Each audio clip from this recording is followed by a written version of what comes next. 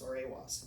But there's a system called, I think it's called Say Weather, but this is the site called Say WX with Air, and what that does is you can actually bring up and see what the weather is at these specific ones. And so then you can also see where they're located. So like Denellen, or Marion County as it's called, that's one of the ones that has this system. And so if you're flying in there, if you key the mic 4 times, it will then broadcast, you know, everything you would hear on an ASOS or an AWOS.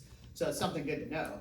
And if you have ForeFlight, it's now integrated into ForeFlight, and there's a couple of other EFBs that will be making its way into in the near future. So that's a good thing for some of these other airports that don't have weather systems right now. It's just something to know. But if you ever go to this, if you ever want to look at what the weather is before you go to that specific airport, you can actually look that up. So just another resource, that something I didn't know about till real recently, that's pretty useful.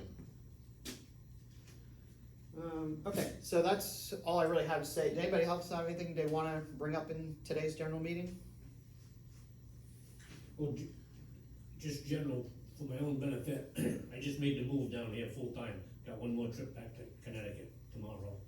And I still got a 150 up there, and not sure what I want to do with it. Got 2,400 total time on it. Needs a paint, needs a headliner. Don't know if I want to sell it there, sell it here, or bring it down here, yank the wings off, paint it myself. Is it better to sell it here or sell it up there? I don't know. What year is it? What's that? What year? 67. Yeah, it flies good. It flies very good. Very happy. I just did quite a bit of work on it last fall. Yeah. Yeah. Good little bird. Bought it initially in 87, bought it back in 2000, sold it 2001, bought it back in 2013, and gets up and going good. But I don't need two 150s there. But I'm also afraid that if I do bring it down here and go through it, do I want to sell it? Yeah, that's it. But I don't need two planes. You know, so anyhow. Yeah. So looking for some suggestions or whatever. So what do you want for it? You're looking for a project. That's always looking for a project. I'm just a little businessman. I'm sure we can work out a deal. Is it an annual now and stuff? What's that? Is it an annual now or? Yeah, it's an annual now. Yeah. So it could be from now? Oh, absolutely. Yeah. Yep. No ADSB in a row.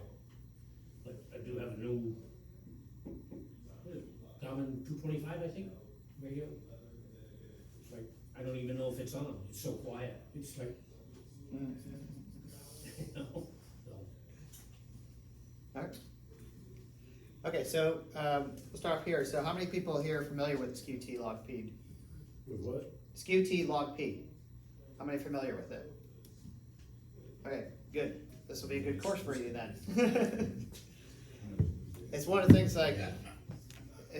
that I didn't learn about until later on, and I found it very useful, and I've been more recently getting into understanding it even better than what I originally learned on it. And I think it really is beneficial to a lot of pre-flighting, because it allows you to drill it down into certain areas more. Like, you still want to start with your broad spectrum, do all the same things you normally do for your weather reports, but this allows you to drill down into more fine detail into some of these areas and get a better picture of what's going on in those specific areas.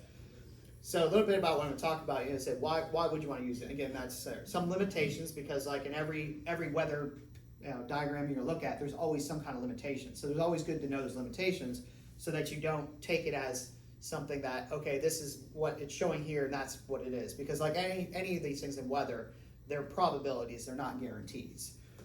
Same thing, I'll go over a little bit about the different components of it, so you kind of have an understanding, and then how to use it, and then a little quick demonstration. And of course, if you have any questions at any time through this, just go ahead and stop me and ask. This is meant to be interactive, so don't feel like you're interrupting me or anything if you have any questions. Okay, so like I said, one of the reasons why I use it, again, back to that narrow focus, you want to see what's going on. Usually like at your departure airport, where you're going to depart, where you're going to arrive, and maybe even pick a few airports in between, and you get kind of like a picture of what's going on if you want to see a little bit more detail in those areas. It's good to help get a better picture of your cloud bases and your tops. It's going to augment those, as well as help predict things like fog and thunderstorms, airframe icing, where potentially you're going to have airframe icing, potential for turbulence, and what your winds are doing at different altitudes. And it gives you a more graphical sense. So that's what's designed. So again, limitations not for big picture analysis. You know, you don't want to look at it one and say, okay, it looks great here, we're done, because it is for a very narrow grid. That's what it's designed to do. Also, there are some parts of it that can be seasonally, depend on the season, not as useful or more useful. And then also, same thing as like, there are certain things that if you're in a higher altitude area, there's certain numbers of the Skew-T that aren't quite as useful just because of your elevation starting at the same length when you're at some of the index numbers. And I'll go a little bit into that. Another part is is something to keep in mind of this is it works off what's called a sounding. And so these radio sondes, and they're actually called ray wind sondes because they also do wind now. But those are launched twice a day and throughout various places in the world. They're launched at 2300 and 1100 Zulu, and that doesn't matter, like everywhere. And then they become valid at 0 and 12 Zulu. And then usually you'll see them show up in the maps about 45 minutes after that. So, and then after that, they use other data to help augment, because one of the differences, this is something that's up, even though it's the soundings are only done twice a day, the analysis and forecasts that they do are done, updated every day, or I'm sorry, every hour. So as things are changing and they're pulling in more data from various sources, they can augment this and update the model. But again, it's a forecasting model, just like a lot of the other things, so it's not to say that it's 100% accurate, but it usually gives you a pretty good idea of what the weather is going to be. So just kind of quickly to go over, there's the main components of this. So when you're looking at this diagram, you know, it looks kind of busy going on here, but once you learn how it works, it's actually pretty easy to understand. So start off is like, and the part why it's called the Skew-T is because this is your temperature, and this is what's called your isotherms. And so you have this one right here is looks like negative or 10, and this one's 20, 30 degrees. This one's a zoomed in picture. So it's tilted to the side at about a 45, and that's why it's called the Skew-T, so skew temperature. And then the log P part is because the pressure, these are your isobars going down, and because pressure is compressible, it's a logarithm. So you notice your pressures are closer here at the bottom than they are at the top. So when you're looking at this, you know, right here about 5,000 feet, that's about your 850 millibar. So if you're seeing something talking about 850 millibar, they're talking about around the 5,000. Same thing as like if you're going up here around 10,000, that's going to be your 700 millibar, and then your 500 millibar is going to be your 18,000. And a lot of times when you're looking at things, you know, what's going on at 18,000, the 500 millibar will give you a lot of how weather is trending in certain areas, because it tends to affect a lot of, you know, your higher altitude winds and everything have a lot of effect. So again, you know, you have your isobars here, your temperature here. This right here is your dry adiabat. That's your 3 degrees for Celsius. That's changing per 1,000 feet. That's your dry lapse rate. And then you have your moist adiabat, which is what it's going to, and that one's going to be more curved just because of your moisture. It's not always the same at every temperature and altitude, so it curves.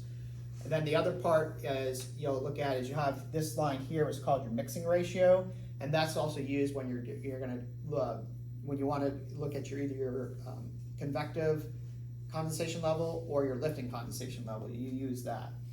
And then you have your environment temperature, and now the colors aren't standardized, so if you look at a different Skew-T, you may see different colors. This particular one is colored where the temperature's in red and then the dew point is in the red.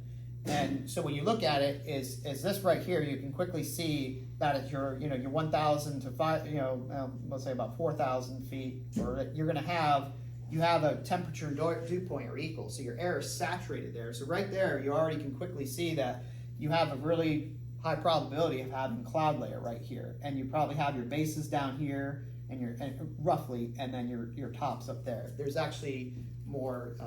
That's what these other numbers are calculated to help you kind of figure out what where your lifting condensation level is, and that's kind of your cloud bases. And then when you look at this is usually your cloud tops, because you can see that now the air is getting dry, because as you hit that layer, now it's the temperature dew point is no longer equal. And so now that you'll have a more clear here, and then you probably have another cloud layer up in this area. So that can kind of give you an idea of where those clouds are gonna be.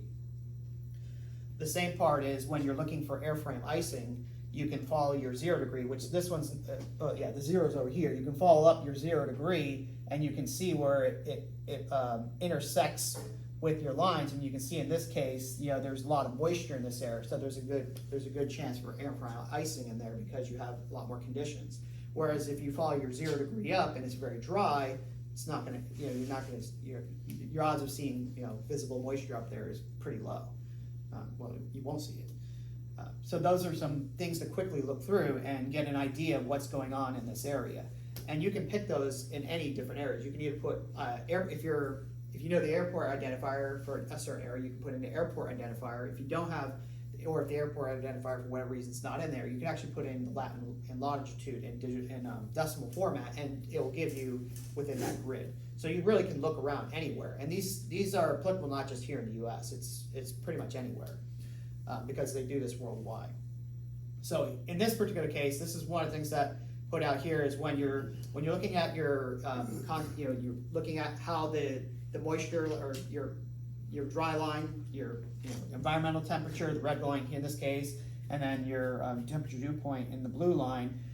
When they start becoming about 3 to 4 degrees, generally that's going to mean you're going to start getting your possibility of scattered and few clouds. About 1 to 2 degrees, probably going to start seeing some broken stuff, and then less than 1 degree is when you're going to start getting your overcast. So it can start giving you kind of a quick visual of where you're going to see these different cloud layers. Of course, then when you go fly, you can verify that and see what it's going to look like. Any questions on this before I move on? Okay. So something you'll hear about a lot is you'll have your CAPE, which is your convective available potential, and then you'll also have your convective inhibition. And those two kind of work together. So your CAPE, which is this area right here, this is basically telling you what's conducive to creating a thunderstorm. And then this area down below in this green, this is the inhibitor. So if this is big enough, it can cancel out this. If this is, very small, then it's not. And what it's doing is it's stopping that convection from lifting up. Because you'll see, you can't probably see too well in here, but sometimes you'll have a temperature inversion and it'll cap it, and that kind of slows down that rising air. And so that will help, that slows it down. And in general, when you're looking at these CAPE, and again, when you're looking at these numbers, you don't want to look at them as just an absolute, that's what it is. That's where, they're kind of helpful to get you an idea of what's going on, but it's also very good to look at this chart. And what I'll show you on the line is this magenta line here is what we call your parcel. And so you're picking apart, you're seeing on a theoretical place where this parcel is going compared to what the actual temperature, and that will give you so you can the difference. And in this particular model, you can just take your mouse and click on it, and then it'll recalculate. So if you want to see what a CAPE is at different levels, you would click in different areas. A lot of times, and like this CAPE right here, it's coming from the surface level. So it's showing you what the surface CAPE is. And like I said, these numbers right here are just kind of good to get an understanding. So when you're looking at this CAPE, you say, okay, what does it really mean? And so generally, in general, if you're looking at that, low, 1500 or less, it's, there's possibilities of thunderstorms. 1500, 20, okay, bigger possibilities, and then above 250, there's going to be some good convection going on in there. And the same thing on your inhibition side. These are your different numbers for your cap. So if you have a low CAPE but a high convective inhibit, you probably won't have thunderstorms because they're canceling out each other. So those are some things to look for when you're trying to make those decisions on your go, no go. All right, so on that chart, you'll see all these different things, and so you have identifiers, you got your totals, K-index, and I'm gonna go into each one a little bit more. There's also, at the end of this, I'm gonna give you a reference that you can go to if you wanna ever look into, or write this down, keep it for yourself, so, because until you do this enough, it's not gonna make a whole lot of sense, but once you start using it, it makes more sense. And some of these indexes aren't as useful depending on the type of year. And then, so anyways, going to what the K-index is, lift index, the Showalter index, your sweat index, the lifted condensation index, the convective condensation level is not shown in this particular one, but you can easily calculate that, or you can do that, and I'll show you when we go to the live one that to figure out what your convective condensation level is. If you look at some Skew-Ts, they will actually calculate that for you. So there's always something there. And then you also have, after that, what's called the level of free convection, and that's usually going to be, that's a little higher up, and then your equilibrium level where you have your cloud tops. I'm going to go into a little more each one of these.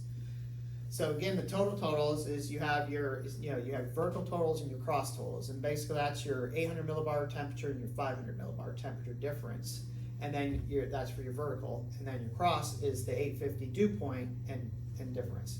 So when you run all those together, and you don't have to calculate that because they've already done that in the model and it shows you that number, and then again you can look at it and say, okay, what does that really mean? And so you look at it and say, okay, if it's less than 44, convective's not likely, 45, 50, thunderstorm's likely, and so on. And when you start putting all these things together, it gives you a better idea, because if you just looked at one, it might say, okay, there's possibly a thunderstorm. But one of the limitations of a lot of these certain indexes is they're specific for one point in the altitude range. Where if you look at the Cape, it's looking at the energy throughout all those ranges, because it's looking at that energy all between where it started all the way to the equilibrium, and so then it's taking that whole basically slice. And if it's it'll never be negative. The Cape will never be negative, because if it goes to the left side of the temperature, it's going to it'll just be zero, and so you're going to see zero, which means that you're not going to have any thunderstorms. So your K index again is more of it's a measure of potential energy, and so again you're looking at between 850 and 500 for your vertical, but then the difference is you're going to look at your moisture between the 850 and the 700 instead of the 850, and you're looking at the depression difference, and that gives you basically how much lifting energy it has and moisture, because you need you have to have your lifting source, you have to have your moisture to create convection. And so this is kind of helping you figure out, okay, is there a lot of energy going on? If there's the low number, okay, it's smaller, it's not so 15 to 25 is small, 25 or 26 to 39 is kind of moderate, and then if it's higher, 40 higher. And you'll notice a lot of times when you're looking at these numbers will kind of go together, because they are measuring very similar things. It's just different at different points and point altitudes to give you an idea of what's going on. But it does affect what's going to happen even all the way down to the surface. So the lifted index, again, that's it's another index there about stability, and you're trying to figure out how is your air going to be turbulent or more stable. And also again, more stable air is less conducive to thunderstorms. The more more thermals or energy you have mixing around, the more energy thunderstorms are more possible. So you're looking at these different things again: environmental temperature, parcel temperature between a 500 millibar difference. And then you look at, again, you have a kind of a scale to give you an idea of what those numbers are going to mean. So if it's greater than zero, you're kind of in a stable. Anytime it's negative, then you start getting into your instability. Okay, the Schroeder index is another stability type, looking at it, and it's looking at the 500 millibar difference between, and it's raised from the 850. So when you would start at the 850 millibar, which is roughly your 5,000 feet, and then you would take what that parcel's doing all the way up to 18,000 feet, which is your 500 millibar, and then you're looking at what those differences are. And if you get a positive number, it means it's stable, and if you get a negative, that different light intensities based on how negative it is. So these are all kind of they go together. A lot of them you don't necessarily have to look at. A lot of it you can tell, but just intuitively by looking at the graphs and see the areas where you'll see what's going on. This has to do with more your severe weather, and when you start getting into very high numbers, that's when you start getting possibilities like hail and thunderstorms or tornadoes. So that can give you some really ideas of how severe the thunderstorms are going to be in that particular area. Then the lifted condensation level, that's generally used so you can determine what your cloud bases are going to be used for, and it's a little bit different than than if you're looking at the convection, because it's more applicable to if you have some kind of lifting. So for instance, if you have a front coming through, there's your lifting energy. If you had rising terrain, there's a lifting energy. So that will give you a lot of indicators of what your lowest cloud base can be. Whereas your convective condensation level, that's going to give you more of like what your cloud base is going to be when you're depending on the heating and thermal sources. Like, and most of the time here during the summer, your convective condensation level is a little bit more useful, just because everything's really coming off of what the heat from the ground, radiating back up. So again, we'll look at lowest cloud base levels. You're looking at where you have your parcels, where the lines intersect. So, and I'll go through this a little bit when we look at the actual demo. And that will tell you basically, it also gives you the number there, so you don't really have to do that, but at least have an idea. You can quickly look and see, roughly where your cloud bases are going to be. Okay, again, this, the convective condensation level, which is I just talked about, and that's more like your cumulonimbus clouds, because they're being lifted by heat, and those are your puffier clouds rather than your stratus clouds.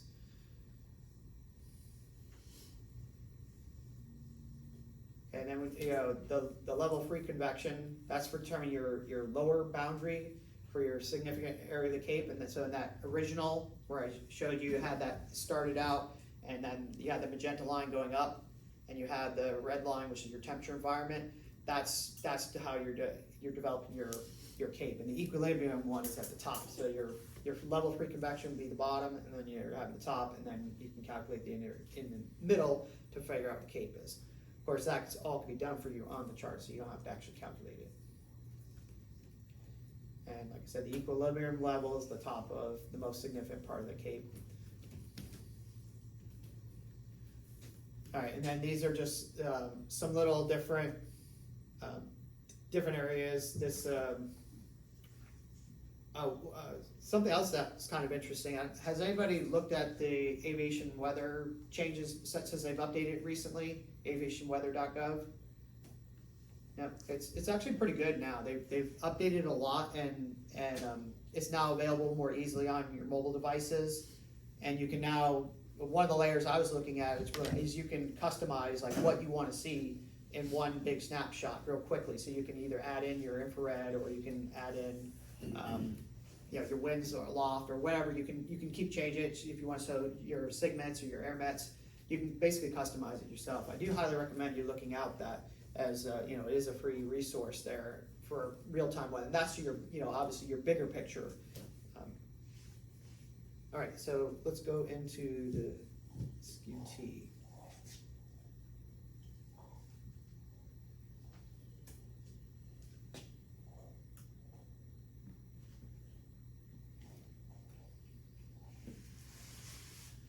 All right, so it's gonna be hard to see because this. See, I think I can blow this up a little bit.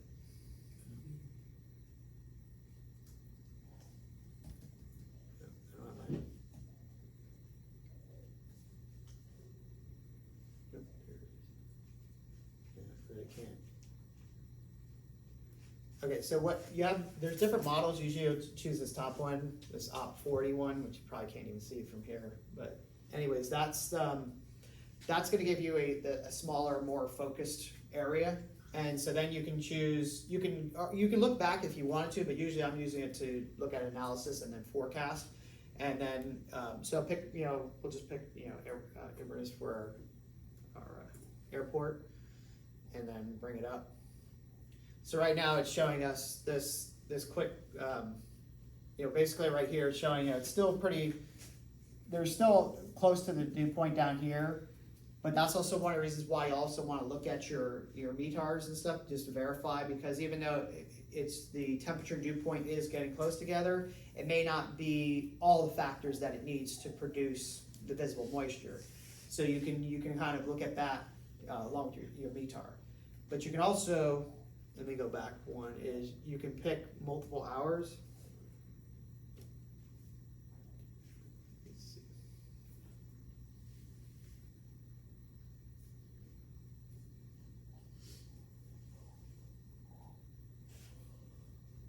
Can't see that.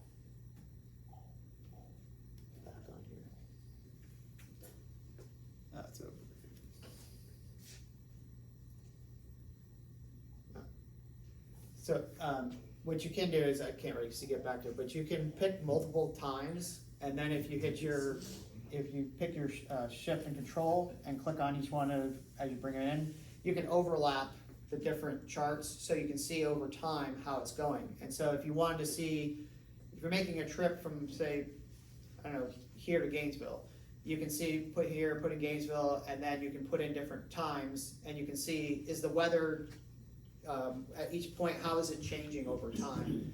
You know, is it predicted to get worse or better? Is the cloud layer gonna be going up? Is it going down?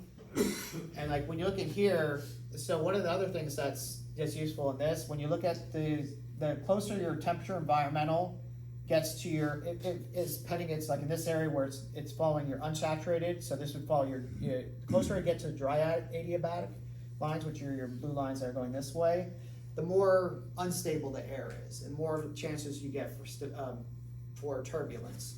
Where like in this case, it's going more straight, it's more stable air. So that's what also you notice where you'll get your haze layers, because sometimes you'll see like a temperature inversion where it'll actually go the other way, and then it's trapping all those particles, dirt particles and everything else, and so you get that haze layer.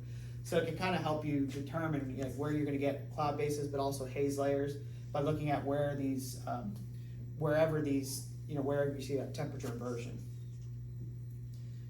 Let's see, in this particular one, and then of course not really relevant to us, but if you look up on the top up here where it starts to curve and go back to an inversion, that's usually where your tropopause is, and then where it's going into the stratosphere. So you can, if you're looking to see where the tropopause is at wherever you're at any given time, because it does move around up, you can see basically based on that graph where your tropopause and where it goes into the stratosphere based on where that line starts, making that inversion there. So a lot of this, when you're looking at this, if you want to see what the level of free convection is, what you're going to look at, the lifting condensation level, is you would start right here and you would follow up your dry adiabatic line, and then you start your other one at your moist, and follow the mixing ratio, and where the two meet, that's where your level of free convection is. So like in this case, you can see it's very low. So you'd say cloud bases are going to be pretty low. And of course, you look out there, you can see that the cloud bases are pretty low. So it matches up pretty much with what we're seeing out there. But then you look at this chart, and if you go up, up to about 5,000 feet, or actually even 4,000 feet, you're pretty much going to start breaking out of the clouds, because now it's going to make that big change between your temperature dew point. And so now there's not that visible moisture anymore. So that can give you a good idea of like when you're trying to determine where are your cloud bases, where are your cloud heights, you get an idea. And the same thing is like, you can look at this and see, okay, what temperature is it predicting right now, or in the analysis of where those cloud tops are gonna be. And then if you pull up the infrared one, you can look at the infrared cloud tops, and you can kind of verify and see, okay, based on, what temperature it is, on those maps, you can see the colors, and you get a better understanding of yes, those cloud tops are basically around that area. So it'll give you an idea if you're going to go above those cloud top, layers. And generally, like I said, if you're going to fly up in this area, you're going to get a much smoother area because you have a much stabler environment there. There's not a lot of lift going on in this particular area, and so it makes it a little bit less like, there's less likely to hit any of the thermal turbulence there. Whereas like down lower, you still have your thermals rising up. Any other questions on this? Okay, so that's really all I got to bring on this, but of course, anybody has any more questions and wants to, go on this individually, I'll be glad to work with any of you to kind of go through this in more detail, any questions you have. Like I said, on the other report, the link which I can share, bring that back up. Well, actually, you're probably not gonna be able to see it from here. But there's a good online resource that goes really into all these specifics of what these numbers are. A lot of that's where I took a lot of this out of, because one of the things that's nice is when you quickly look at this graphical information and make some kind of determinations of what's going on.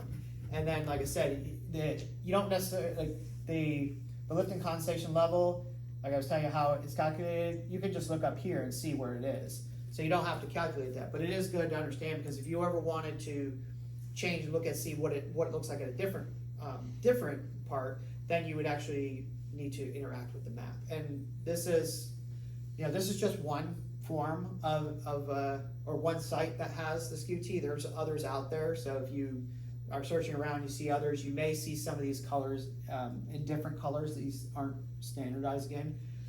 Oh, one thing I also forgot to show you. So on the side here, this is your wind barb here, and so that can give you an idea of what direction and what velocity your winds are coming at. And so here, these are your standard wind barbs, just like you'd see on a METAR. So it's it's exactly the same thing. And so you see if you look at this one, you see the winds are pretty much going at the same direction throughout up there. So you don't see a lot of shear going on, because sometimes, like when you look at this, you'll see some vertical shear. So you'll see this blue line right here might go way out and then come back, and so you have some vertical shear in there, which may not be a problem. You just need to know, it's good to know that. And the same thing, if you have directional shear, you might start seeing these start turning different ways. You can also click on, when you're there, it says get text. You can actually bring up the text that is powering these particular ones. So if you wanted to see, what was it at 5,000 feet, you can see exactly what in the numerical, the temperature and dew point. You can also see it if you hover over it, which it's hard for you to see the mouse, and you really can't see this too well.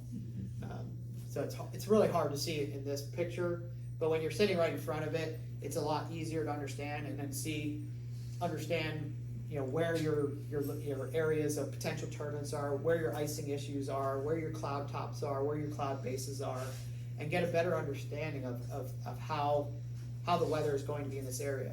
In this particular model, typically you can go about 18 hours out, and like I said, it's updated every hour. So if you came back an hour, then it would be pushed another. And you'll see over it, in each one of these boxes, it'll tell you for what time it's for. So if you click through it and see, and then of course again it'll tell you, and then up here it'll tell you where this point is valid. So this particular point, it's like, I think it's about, was it 4? So it's 11. This one's 11.7 nautical miles on the 238 radial. So it's not too far. And each one, the grids are not too. It's designed specifically that way. So no matter which airport you're looking at, you're looking at very specific functions of the airport, because that's typically what you're looking for is what's that weather going to be like when you're taking off and landing. And you absolutely could do this intermediate too if you wanted to. If you wanted to drill down into certain areas throughout your flight path. But typically, and that's where I've been using it, is trying to determine, I look at the big picture, and then I look at this to help kind of see what's the prediction and what are all the things that are happening at the specific airports, and maybe even some alternates that I might pick. Because one of the things that also, when I'm planning through this stuff is, even if I'm flying VFR, I usually always pick an alternate airport, because you never know when somebody's having a gear up landing and you're gonna have to go somewhere, and that's, you're not gonna land there anymore. So it's good to just kind of have that alternate, even if it's a good VFR day, because that can happen. You go to an airport, they have one runway, so it has a gear up landing, or a flat tire, or something that stops you from being able to land there. Okay, so that's really all I have. Yeah, Chris. Yep. So it's really hard to see from here. Yeah, I know, that's You can kind of see it Yeah. on the first one that you had up all day, the bigger one. Yeah. We talked about pretty much all of that stuff. What is that box in the top left? Oh, okay, so that's called a hodograph, and it's not really relevant to what we're doing. It's more just telling you, or it gives you a graphical sense of what the wind shears are going to be changing here. So if you look at, and what's confused me at first on this is it's the opposite of what you read in like an METAR. So it's not telling you where the winds are coming from, it's telling you where the winds are going to. So if you look at it, say like this is all coming from the west, but this is going to the east. So you see the green, and it's broken up to where each one of these rings is 10 knots or 20 knots. So it's 20 knots, 40 knots, 80 knots. And so you can see it, you can just see like, okay, it's going out pretty straight. There's not a whole lot of shear. Like if you saw this thing bending and going that way, it's showing you've got a lot of horizontal shear. It's just it's really used for more meteorologists. For us, it's not. I mean, you can already see that looking on here too, but that's what it's called a hodograph. Yeah.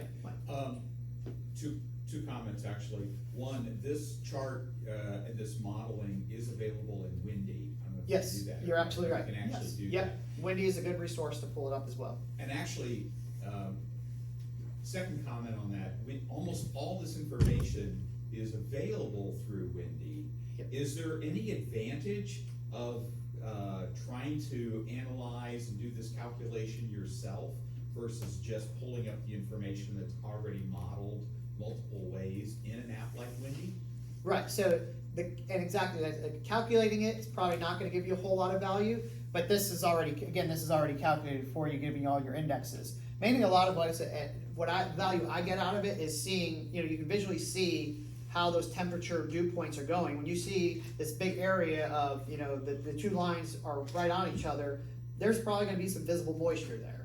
Very likely going to be some visible moisture. And if that's at your 0 degrees or that's, you're gonna have a higher risk of airframe icing. But almost all the weather apps give you a dew point temperature trend over time. True. And it's so easy to look at that. I mean, there's a lot of other information in here, and like cloud bases. Right. I would probably not get cloud bases from this, I'd go to Windy and get cloud bases. Okay. Look at the different modeling and get it both graphically and geographically, what that's gonna be looking like. However, I've discovered it's not always, their models aren't necessarily reality either.